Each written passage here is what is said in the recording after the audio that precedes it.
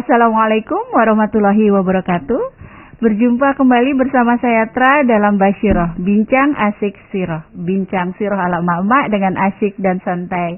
Apa kabar mak-mak pencinta Siroh Indonesia? Sudah 2 pekan ya kita nggak ketemu. Alhamdulillah kali ini kita bisa ketemu kembali ya.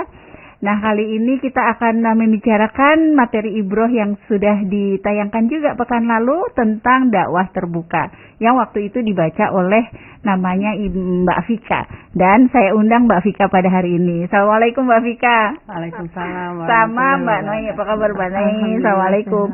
Terima kasih ya sudah mau hadir kembali. Ini kan udah yang beberapa kali ya, alhamdulillah ya. Kalau aku kedua kali. Kedua kali ya. Video kedua. Mana kedua kali ya. Tapi suasananya baru nih. Iya benar. Ini ya. Ini kehebatan tim dekorasi yang setiap berapa kali ya diganti. Suka-suka ya. Sesuai request. Sesuai tema ya. Jadi ya alhamdulillah nanti kita akan ngobrol-ngobrol lebih mendalam ya Mama pencinta Siroh Indonesia tentang dakwah terbuka. Mama yang baru buka channel ini jangan lupa di-subscribe ya. Tonton terus dan jangan lupa di klik like-nya juga dan notifikasinya ya supaya nanti setiap kita menayangkan program yang baru, Mama sekalian bisa dapat notifikasinya. Ya, buat yang sudah mensubscribe, stay tune terus di channel ini. Ya, kita terus belajar siroh agar kita terus makin mencintai Rasulullah sallallahu alaihi wasallam. Gimana nih, Mbak Vika, kemarin pembahasannya itu kan tentang dakwah terbuka ya. Pekan lalu kita ngobrol-ngobrol sama waktu itu Mbak Yani sama Mbak Eva kalau nggak salah. Kita bicara tentang fase ketika wahyu pertama turun dan bagaimana Rasulullah melakukan dakwahnya itu masih secara terbatas. Nah ini kan sekarang kita masuk ke dakwah terbuka. Dari itu gimana tuh? Ada masa-masa apa transisi atau informasi atau ada wahyu-wahyu yang datang gitu sehingga Rasulullah itu mengubah pola dakwahnya ya yang tadinya terbatas hanya keluarga yang terdekat dan teman-teman yang sangat beliau percayai gitu ya. Ini mulai terbuka nih gitu kepada orang-orang yang tidak hanya di lingkaran terdekatnya beliau tapi udah mulai keluar. Nah, ada gimana tuh prosesnya sampai Rasulullah akhirnya melakukan dakwah terbuka ini? Jadi Mbak Tra, Rasulullah SAW itu setelah melakukan dakwah terbatas ya, selanjutnya Rasulullah melakukan dakwah terbuka. Artinya kayak terang-terangan seperti itu ya. Mungkin ada sedikit perbedaan dengan dakwah terbatas. Nah, Rasulullah itu kalau melakukan sesuatu pasti dilandasi dengan wahyu.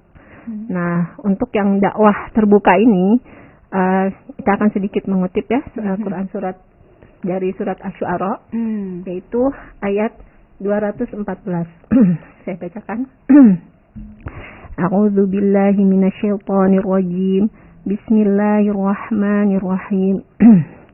Wa anzir ashiratakal aqrabin, yang artinya dan berilah peringatan kepada kerabat-kerabatmu, kerabat Nabi Muhammad SAW yang terdekat. Aqrabin itu akrab ya, terdekat seperti itu. Nah, dari ayat ini kemudian Rasulullah mengundang keluarganya. Tapi sebelumnya akan saya bahas terlebih dahulu dari keseluruhan Quran surat Asy-Syu'ara ini. Di situ sebelum ayat 214 itu diceritakan tentang kisah-kisah Nabi sebelumnya. Yaitu salah satunya Nabi Musa yang akan diberi perintah oleh Allah untuk berdakwah kepada Fir'aun. Di situ Nabi Musa tuh merasakan tidak pede ya, insecure gitu untuk menghadapi Fir'aun. Nah, jadi kalau kita baca arti dari ayat-ayat sebelumnya, seolah-olah Allah itu memberi rincian apa sih yang bakal dihadapi oleh Rasulullah SAW ketika akan melakukan dakwah terbuka seperti itu. Apa yang akan dihadapi, apa yang akan dirasakan seperti itu. Apakah itu kesedihan, kekecewaan ya. Nah, juga diberitahu juga gitu. Bagaimana kesudahan dari orang-orang yang mendustakan dakwah Rasulullah seperti itu. diceritakan bagaimana kesudahannya akhir dari Fir'aun ketika tidak menerima dakwahnya Nabi Musa. Tidak cuma itu aja ya, dari kaum Ad, Samud, kaumnya Nabi Nuh seperti itu akan mengalami kebinasaan, dan juga apa yang akan dihadapi oleh orang-orang yang berjuang untuk mendakwahkan agama Allah gitu. Yaitu ya insya Allah kemenangan gitu. Jadi ketika Allah memberi perintah, Allah juga tidak hanya melepas begitu saja. Allah memberi seperti petunjuk atau panduan ya, sehingga Rasulullah dan para sahabat itu bisa mawas diri. Dan juga ketika berdakwah itu berlandaskan ilmu gitu, seperti itu. Jadi Allah sudah memperlihatkan kepada Rasulullah ya, bahwa ini loh yang akan kamu hadapi ketika melakukan dakwah terbuka, sebagaimana nabi-nabi terdahulu, bahwa mereka itu ya didustakan oleh umatnya, ya bahkan dibunuh, dikejar-kejar dan intimidasi gitu. Tapi juga Allah menyampaikan gitu bahwa orang-orang yang mengintimidasi beliau dan mendustakan beliau itu juga akan mendapatkan akhir yang buruk ya. Jadi artinya selain itu kan sesuatu yang tidak menyenangkan ya, mengetahui bahwa kayak orang-orang akan mendustakan saya nih, orang-orang akan mengejar-ngejar saya di film superhero gitu kan.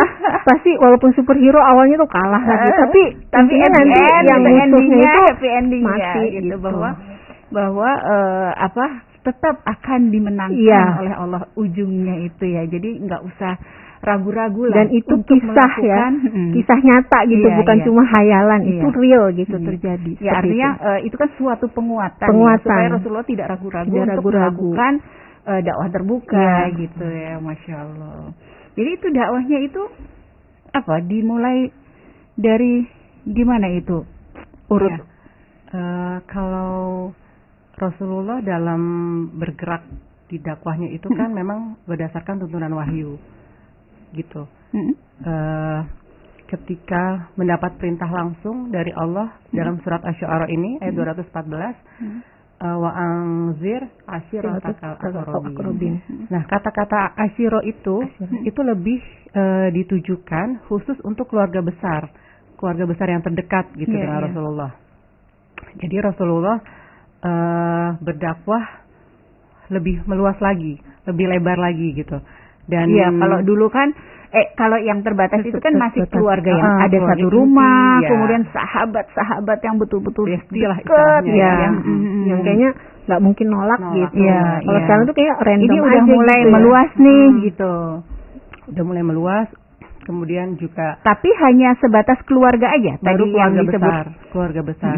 Nah, ini juga dakwah terbuka ini merupakan titik tolak dari tahapan dakwah Rasulullah untuk orang-orang Mekah pada khususnya, dan nanti memang ditujukan untuk seluruh umat manusia pada umumnya gitu. Nah, yang dilakukan Rasulullah nih begitu dapat perintah dari Allah dan berilah peringatan kepada keluarga terdekatmu, itu beliau langsung mengumpulkan Bani Hashim dan Bani Al-Muttalib. Saat itu yang kumpul sekitar 45 orang. Bani Hashim itu kan berarti keluarga satu uyut ya? Satu uyut. Ya. Karena kan Nabi Muhammad, ayahnya Abdullah, kakeknya Abdul Muthalib, uyutnya Hashim. Berarti itu saudara satu uyut tuh gitu. Jadi besar ya cakupan. Jadi ada kakek juga, ada paman juga, ada sepupu juga gitu kan. Jadi memang terdiri dari banyak udah mulai keluarga meluas lah yang besar gitu kan, buyut karena kan ya. Nah, baru nih Rasulullah baru aja mau memulai pembicaraannya di pertemuan tersebut, tiba-tiba aja Abu Lahab langsung memotongnya, dan secara garis besar beliau bilang begini, mereka yang datang ini paman-pamanmu loh ya, sepupu-sepupumu, anak-anak dari pamanmu gitu. Jadi tolong jangan main-main di sini gitu loh. Aku ini pamanmu yang harusnya bimbing kamu gitu loh. Kamu dan kaummu nggak punya kekuatan yang cukup untuk melawan seluruh bangsa Arab. Jadi dan aku belum pernah melihat seseorang yang datang ke pihak bapaknya ini, suku-suku dari bapaknya ini, mengumpulkan sebanyak ini dengan membawa sesuatu yang lebih jelek daripada apa yang kau bawa gitu. Loh, Berarti Abu Lahab udah tahu dong apa yang mau dibawa Rasulullah. Iya, Mungkin sedikit ya, begitu sedikit ya. pastinya kan berita-berita kan Mekah itu Kan itu ini. belum bicara tuh kan, Belum, Rasulullah belum bicara belum. terus langsung Udah kayak di-cut di gitu. fait accompli gitu Iya. kan, langsung dipotong, Iya. dia ngomong gitu. Heeh. Oh iya. Tapi kayak sedikit banyak Abu Lahab Tahu tahu sedikit gitu. lah Cuman ya. memang belum terang bener nggak ini Ya bener karena nggak kan di dakwah terbatas itu kan memang sebetulnya mereka tahu lah gitu, tapi belum menganggap sebagai ancaman atau masih gimana lah gitu. Tapi mereka sudah tahu bahwa Rasulullah itu sudah membawa Sesuatu agama yang baru baru ya. gitu ya. Kan juga sahabat-sahabat Rasulullah yang masuk Islam ketika dakwah terbatas itu kan memang terdiri dari bani-bani gitu. Iya, Mungkin berbagai bani. berita juga agak udah Sudah menyebar sedikit lah ya, sedikit-sedikit. bagian gitu. Iya. Nah, di situ Rasulullah nggak bicara apa-apa, tidak merespon apa-apa, beliau cuma diam. Nah, karena memang objek dakwahnya ini udah jelas ya dalam surat Asy-Syu'ara itu, kemudian Rasulullah mengumpulkan kembali itu. Oh jadi bubar tuh yang Bubar. tadi pertama Bubar. gara-gara si Abu Lahab itu. ya. Bubar, kemudian Rasulullah undang kembali, Kedua mereka kalinya. semua datang lagi, Dan Abu Lahab tetap datang. dan Abu Lahab datang lagi. Mari kita lihat keanehan di sini terhadap orang ini. Nah, di sana Gimana? Rasulullah menegaskan kalau memang aku ini sesungguhnya seorang pemimpin tidak mungkin membohongi keluarganya sendiri. Kemudian Rasulullah dengan tegas juga mengatakan bahwa sesungguhnya aku adalah utusan Allah yang datang kepada kalian secara khusus dan kepada umat manusia secara umum. Gitu. Kalian akan tidur, kalian akan mati sebagaimana kalian tidur, kalian akan dibangkitkan sebagaimana kalian bangun, gitu. Kalian akan mempertanggungjawabkan semua yang kalian perbuat, gitu. Dan pilihannya cuma surga atau neraka. Nah, mendengar apa yang disampaikan Rasulullah ini, Abu Thalib sebagai paman beliau yang juga juru bicara dari Bani Hashim, tokoh yang paling dituakan saat itu kan, beliau juga dengan lugas gitu ya, bahwa mendukung dengan memberi perlindungan kepada Rasulullah dalam aktivitas dakwah yang baru itu gitu loh. Jadi Rasulullah nggak perlu khawatir akan dibela selama menjalankan perintah yang Allah telah sampaikan gitu ya. Iya. Jadi mempersilahkan beliau lah untuk melakukan dakwahnya ya. Dan tenanglah, pasti dibela dan dilindungi gitu kata Abu Thalib. Nah, lagi-lagi paman beliau Abu Lahab itu langsung menunjukkan penolakannya dengan bilang, wah nggak bisa nih gitu loh. Ini namanya aib besar nih gitu loh. Ayo mendingan kita cegah dia nih daripada sebelum berhasil menyeret orang lain gitu. Tapi ditegaskan lagi-lagi oleh Abu Thalib kalau selama kami loh ya Bani Hashim, selama kami masih hidup kami akan terus membelanya gitu. Kelihatan sekali kalau Abu Thalib ini benar-benar menyayangi Rasulullah ya, menyayangi Rasulullah di satu sisi, tapi beliau memang tetap pada agama nenek moyangnya juga gitu. Jadi kalau bukan karena kebijaksanaannya Allah, kayaknya nggak mungkin gitu loh. Karena sangat bertolak belakang gitu kan. Ya jadi kan pada pertemuan kedua ini Rasulullah sudah mulai menyampaikan ajaran Islam lah ya, bahwa beliau itu Rasul, bahwa dalam Islam itu kita semua juga akan mati gitu kan. Itu surga kan neraka. Itu tentang surga neraka itu kan basic tauhid ya yang harus diketahui mereka gitu. Dan mungkin itu masih asing ya didengar oleh mereka ya. Tapi Abu Thalib walaupun mendengar hal itu dia tetap menyampaikan bahwa dia akan mendukung gitu. Walaupun seperti kita ketahui kan sampai akhir hayatnya beliau tidak pernah meluk agama, nggak pernah meluk Islam gitu kan. Jadi ini agak ini juga ya agak aneh juga, absurd juga, aneh gitu ya, mendukung tapi nggak mau menerima gitu. Gimana tuh? Mungkin itu masuknya ke sistem budaya itu ya. Jadi di zaman Rasulullah waktu itu memang sistem hukum yang berlaku saat itu kan sistem hukum kabilah ya. Atau kita mungkin lebih kenal asobiyah. Jadi selama masih ada hubungan darah, gitu seseorang atau suatu kelompok itu akan terus dibela, akan terus dijaga, dilindungi oleh siapapun yang menyerang gitu. Terlepas dari orang tersebut atau benar atau salah, atau salah, yang gitu. dizolimi apapun yang menzolimi, gitu. Jadi, Fanatik kesukuan loh ya. Benar. Jadi memang Rasulullah diuntungkan ya dengan sistem di sisi lain ya, di sisi lain tuh diuntungkan juga dengan asobiyah itu. Gitu.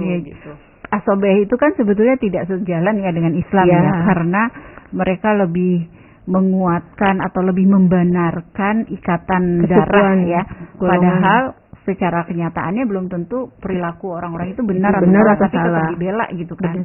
Nah, dalam hal ini Rasulullah memanfaatkannya gitu, bahwa walaupun mereka tidak menerima saya gitu, ajaran yang saya bawa gitu, tapi karena saya sama-sama Bani Hashim gitu, dengan pemahaman asobiyah ini mereka akan menjaga saya gitu, lebih kurang gitu ya. Masya Allah. Jadi paman Rasulullah Abu Lahab juga nggak bisa berkutik juga ya, sekonyong-konyong menyerang secara gitu frontal ya. Nggak suka dakwah Rasulullah, menentang dakwah Rasulullah, kemudian langsung menyerang pribadi Rasulullah gitu dengan menyerang atau menyakiti atau apa nih gitu. Nggak bisa juga karena harus berhadapan. Dia nanti berhadapan dengan ratusan Bani Hashim kan. Berarti kan itu dilihat ya, kalau Abu Thalib itu mewakili banyak orang, kalau Abu Lahab mungkin pribadi gitu kan. Jadi kayak nggak terlalu masalah yang besar lah Abu Lahab menolak dakwah Rasulullah itu gitu. Nah, berarti setelah udah kelihatan nih ada insya Allah diberi penjagaan atau perlindungan dari Bani Hashim gitu. Kemudian Rasulullah langsung aktif menyebarkan agama Islam atau gimana? Jadi ketika itu langsung gitu aktif menyebarkan agama Islam? Selanjutnya setelah Rasulullah memastikan ya mendapatkan dukungan dari Abu Thalib, itu kayak buat Rasul itu kayak amunisi baru ya. Kayak dapat sokongan kekuatan yang berharga dan berarti banget. Langsung tindak lanjutnya adalah Rasulullah ke Bukit Sofa.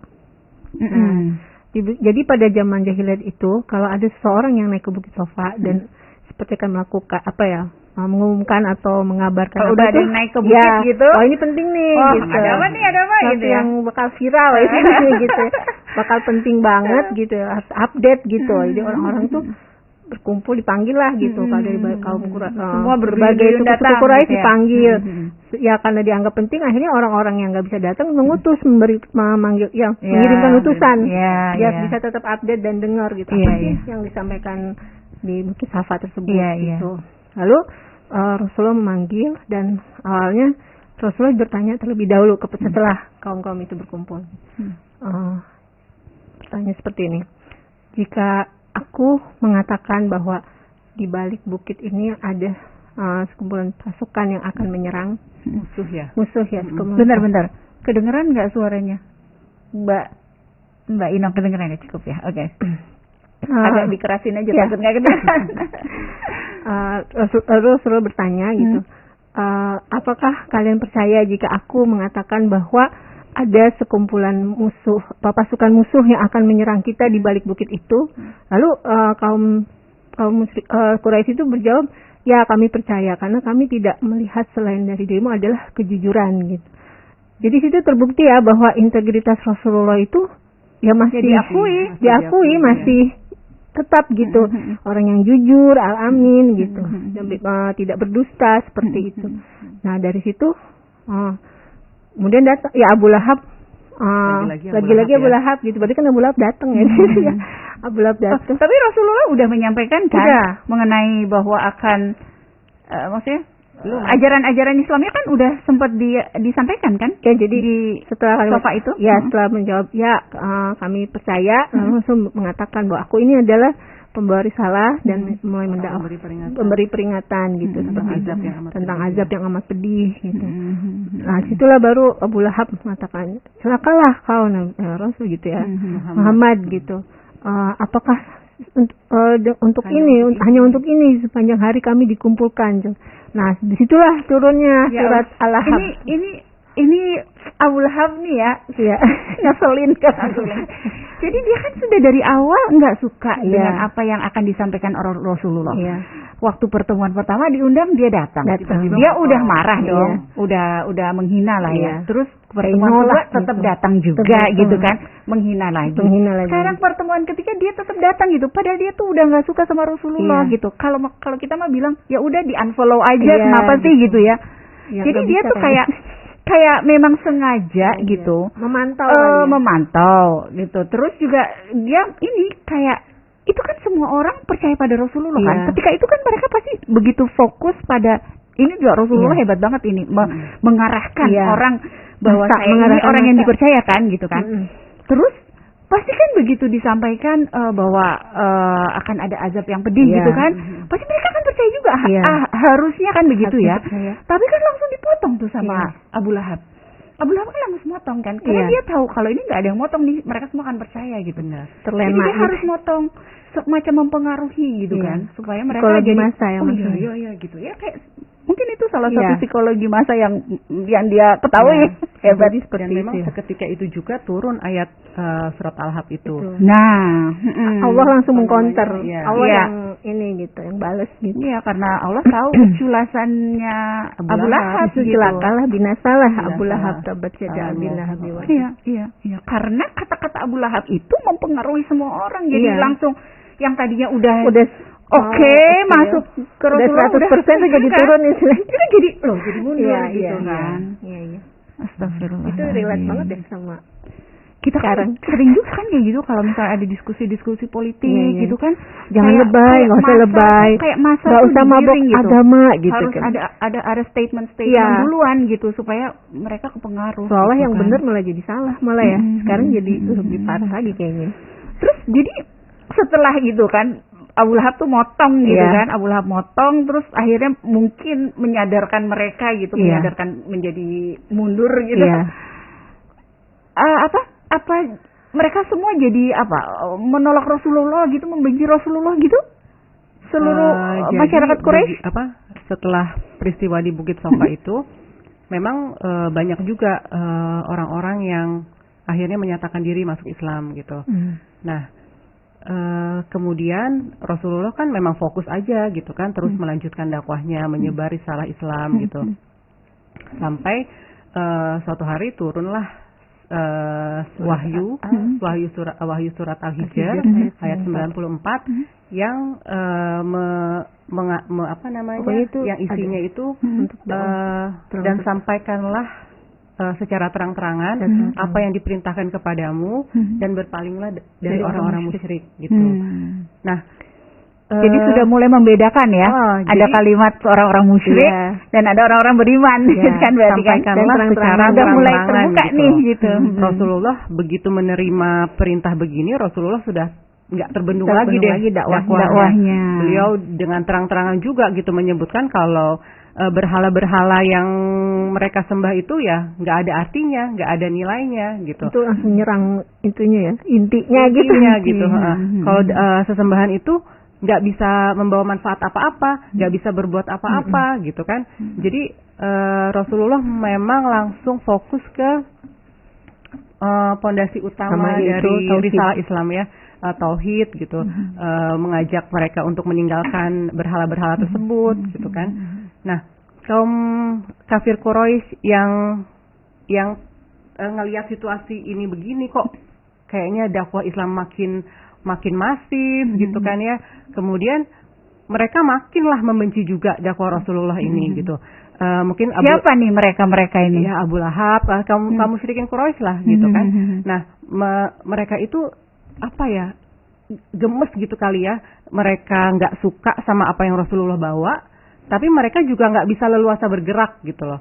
Karena ya masuk ke asobiah tadi itu juga gitu kan. Jadi dari waktu inilah nih upaya-upaya orang yang menentang dakwah Rasulullah ini mencoba untuk merintangi dakwahnya gitu, untuk mencoba menghentikan gitu loh. Iya, maksud saya apakah itu dari semua kalangan atau hanya kalangan tertentu atau ya? Yang menolak gitu ya, yang menolak benci. Secara keras gitu ya. Enggak juga sih, enggak semua. Enggak semua kalangan kan? Jadi hanya sekelompok elit. Hanya orang elit yang elit. berada di posisi atas di masyarakat itu ya. Itu istilahnya kalau zaman jahiliyah itu al-mala. Oh, al-mala. Al-mala itu adalah sekelompok orang yang ininya ya, identikalnya gitu ya. Jadi dia tuh orang yang kaya raya, hidupnya mewah. Kalau sombong berarti kan suka pamer ya, flexing kalau istilah sekarang tuh ya. Seperti itu. Terus flexing, pamer gitu. Pamer. Ya kalau nggak kaya apa yang mau dipamerin? Mama ngerti nggak flexing apa? Saya aja baru dengar flexing. Pamer artinya. Ketahuan ya sekalian Instagram. Artinya ya itu. Mereka tuh tapi juga mereka terpandang, terhormat seperti itu. Ya namanya juga elit. Ya. Elit kan pasti terkemuka gitu ya.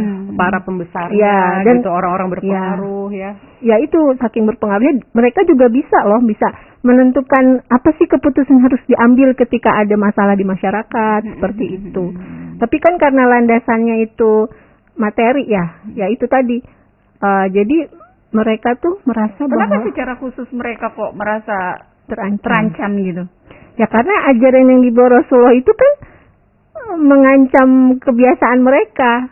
Jadi, kan mereka merasa nyaman nih dengan situasi seperti itu ya. Jahiliyah lah gitu ya. Mereka menikmati sistem jahiliyah yang bobrok ini gitu loh. Mereka merasa diuntungkan kan dengan kemudian tiba-tiba Rasul datang membawa perubahan cara pandang, ideologi, sistem sosial, politik, ekonomi gitu. Ya mereka yang tadinya enak-enak gitu di zona nyamannya, kemudian Rasulullah datang membawa itu semua yang bertentangan dengan kepentingan mereka ya. Wajar aja gitu kalau mereka pasti. Sebetulnya kan ketika itu Rasulullah masih belum masuk terlalu jauh, maksudnya belum terlalu jauh ke masalah sosial ya, kayak ekonomi, politik itu kayaknya sih masa-masa itu belum. Tapi dari segi tauhidnya itu sendiri itu udah merupakan ancaman kayaknya buat kan kalau mereka dalam Islam kan namanya pemimpin ya kan pemimpin pasti yang terkemuka tadi amala gitu kan, yang jadi pemimpin kan amala. Pasti kan harus ada kritik.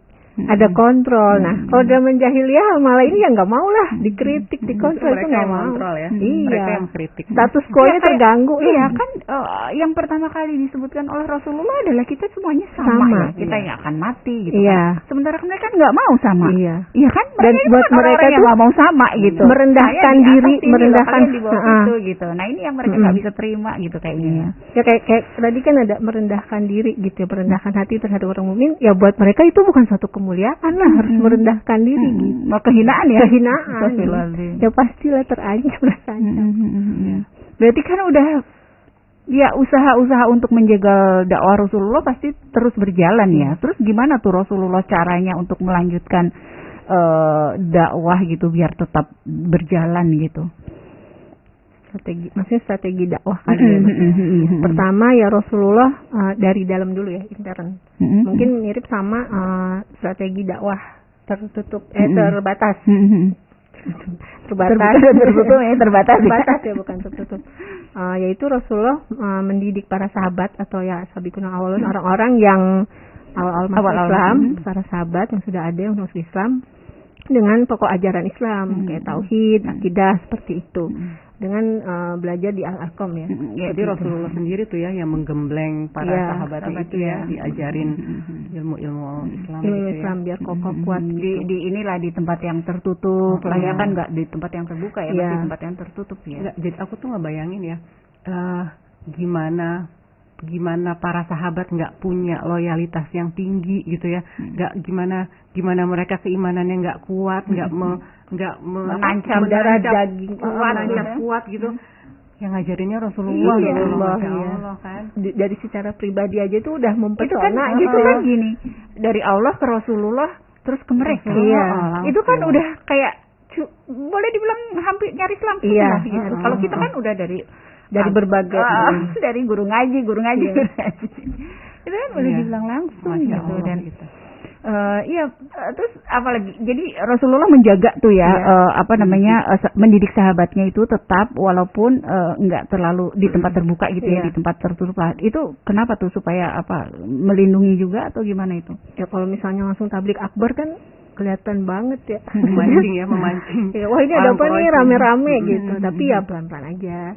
tenang gitu. Tapi Nanti maksudnya memang Rasulullah itu menjaga ya sahabat-sahabatnya untuk tidak diketahui bahwa mereka itu ya itu bagian dari strategi. gitu. Ketika waktu di Bukit Safa kan Rasulullah sendiri. Oh iya. Padahal kan kalau Iya. dipikir-pikir kan udah ada Abu Bakar Iya, As-Siddiq, kalau mau udah ada misalnya mereka Utsman bin Affan iya, kan. Gitu. Apalagi mereka loyalitasnya tinggi. Kalau mau minta ditemenin juga pasti mereka samin Iya, awatona gitu betul, ya. betul. Tapi Rasulullah enggak gitu. Memang, Itu bagian memang strategi juga. Rasulullah sangat menjaga para sahabatnya jangan sampai mereka terendus keislamannya gitu loh. Karena Mungkin dari jumlah juga masih belum bisa gitu. ini. Kalau sampai Jangan sampai mereka disakiti Iya, juga kan. gitu. Tapi kalau untuk Rasulullah sendiri, Rasulullah sama sekali nggak mengurangi aktivitas dakwah beliau. Beliau terus aja menyebarkan dakwahnya gitu. Cuma khusus untuk para sahabatnya saat itu beliau tidak melibatkan dulu benar ya. beliau benar-benar melindungi para sahabat dari benturan-benturan yang mungkin terjadilah nanti sama orang Quraisy. Ya itu yang strategi berikutnya yaitu menghindarkan konfrontasi dengan kaum Quraisy. Selain itu menyembunyikan juga ketika terjadi intimidasi ya mereka nggak usah melawan dulu lah istilah gitu, udah sabar aja gitu ya. Seperti itu. Terus apa lagi tuh? Kemudian memerdekakan budak ya. Ya, budak itu kan bisa dibilang aset dakwah Rasulullah, sumber daya dakwah. Kelak gitu. menjadi sumber daya, ya, benar. Karena kan Yang ilmunya membantu. sudah ditransfer Iya. ke mereka dan mereka juga diharapkan akan juga nanti akan menyebarkan. menyebarkan kan. Nah, sementara Jadi dibebas-bebaskan tuh. iya, itu. nah sementara budak-budak ini kan dimiliki oleh Orang-orang yang yang menentang menentang dakwah. dakwahnya Rasulullah gitu. Iya, musyrik. Yang mereka bisa melakukan apa aja Terhadap enak sesuai Karena kan keinginan itu mereka. hak milik ya, Iya, artinya benda betul. gitu seolah-olah gitu Nggak ya. punya hak untuk melawan ya. Benar. Nah, Rasulullah membebaskan budak ini berarti kan mereka melihat kalau Islam ini ternyata solusi loh gitu, yang tidak mereka tidak diskriminatif gitu loh, sangat membela orang-orang yang lemah gitu. Nah, kemudian Islam jadi terlihat kebaikan-kebaikannya Jadi gitu syiar loh. ya. Jadi syiar juga gitu. ya. Paling enggak mungkin oleh budak-budak yang lain Iya. kan, enak ya jadi dibebasin gitu. Bisa ibadah tenang, Iya. bisa hidup Iya. tenang gitu tanpa tekanan. keluar gitu dari kan. kejahiliahan. Benar. Ya gitu. Jadi selain memerdekakan budak seperti waktu itu Bilal Bilal dimerdekakan oleh Abu Bakar. Oleh Abu Bakar gitu. As-Siddiq. Nah, setelah itu langkah Rasulullah selanjutnya yang untuk menjaga sahabat-sahabat beliau itu adalah mengirimkan para sahabat menghijrahkan para sahabat ke Habasyah gitu. Karena kondisi Mekah yang makin Sudah mulai ya, sudah mulai memanas ya. bergejolak panas, makin banyak yang terintimidasi. Jadi Rasulullah nih nggak bisa nih begini terus gitu kan, kasihan sahabatnya gitu kan, udah mereka bersusah payah beriman gitu kan, Dan harus diamankan keselamatan harus mereka diamankan, gitu, ya. karena mereka adalah aset itu Benar. tadi kan. Jadi beliau berpikir menghijrahkan ke Habasyah itu karena di Habasyah ada pemimpin raja yang adil ya. walaupun Walaupun beragama Nasrani ya. Nasrani. Benar. Untuk sementara ya ini tempat yang paling aman lah gitu. Karena nggak ada otoritas Quraisy Quraisy di sana, situ, gitu. Quraisy nggak bisa apa-apa. Jadinya insya Allah lebih aman Iya. untuk sementara waktu. Masya Allah, Gitu. Masya Allah. Emang setiap hari kalau kita menggali terus ya tentang Sirah Nabawiyah itu selalu menemukan sesuatu di dalamnya gitu ya, bahwa perilaku zaman dulu ya bisa kita juga menemukan di zaman sekarang. Bisa relate sama zaman Artinya sekarang. apa? Artinya mungkin langkah-langkah yang dilakukan oleh Rasulullah ya ketika menyebarkan agama Islam. Mungkin kalau dalam hal ini kita dalam mengajarkan agama lah ya gitu ya bisa strategi dakwah menggunakan cara-cara yang Rasulullah lakukan itu. Jadi kalau boleh saya simpulkan gitu ya, Rasulullah selalu melakukan kegiatan-kegiatan itu kan berdasarkan wahyu ya. Dan sebelum diperintahkan untuk melakukan dakwah terbuka juga Rasulullah sudah diberi gambaran sama Allah lah ya.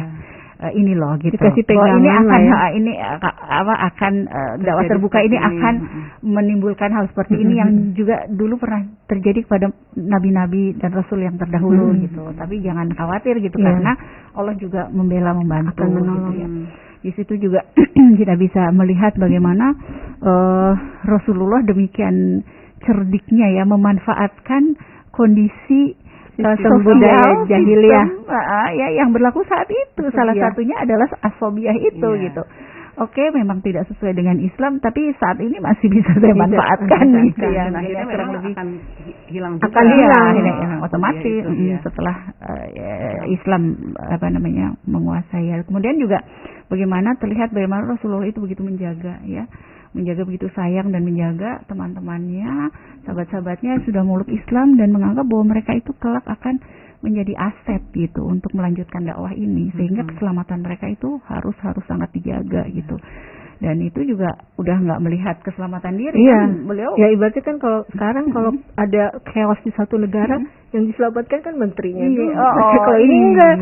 Malah Benar. sahabat Benar, malah benar. di stay gitu yang terakhir kalau bisa. kita nonton Gitu. film itu kan Iya. misalnya film-film Amerika Yang ya itu kan terjadi yang nyata ditolak kan presidennya siapa tuh? dulu di Sri Lanka ya. bunker gitu. Negara Sri Lanka apa ya yang kacau kan negaranya kan Mm-mm. menterinya dulu yang selamatkan ke luar negeri. Rakyatnya rusuh aja di situ. Ya, jadi kembali ya mak pencinta sirah Indonesia, kita memang harus selalu mencontoh bagaimana Rasulullah, dan dengan kita belajar sirah kita melihat peristiwa-peristiwa yang dialami oleh Rasulullah dan bagaimana Rasulullah menyelesaikan masalah-masalah itu sangat relate ya, sangat bisa kita pakai untuk menyelesaikan masalah-masalah kita pada hari ini. Menghadapi haters. Bagaimana menghadapi haters netizen? Bahwa haters itu bukan baru aja ya, ternyata Zaman Abu dulu Lahab sudah juga ada udah dan melakukan mereka paling kepok dan paling kepo. paling perhatian ya. Masya Allah. Ya mudah-mudahan bermanfaat ya mama pencinta sirah Indonesia, apa yang kita obrolkan pada hari ini mudah-mudahan menambah pemahaman dan semoga banget menambah kecintaan mama sekalian terhadap Rasulullah SAW. Terus stay tune di channel kita Indonesia Sirah Institute untuk obrolan-obrolan lebih lanjut atas peristiwa-peristiwa yang dialami oleh Rasulullah. Makasih ya Mbak Noi sama Mbak Vika, terima kasih banget atas Terima kasih juga. kehadirannya. Nanti kapan-kapan datang lagi ya. Insya Allah. Oke, demikian ya pemirsa, kita tutup. Selalu belajar sirah supaya kita makin mencintai Rasulullah SAW. Assalamualaikum warahmatullahi wabarakatuh. Waalaikumsalam warahmatullahi Warahmatullahi wabarakatuh.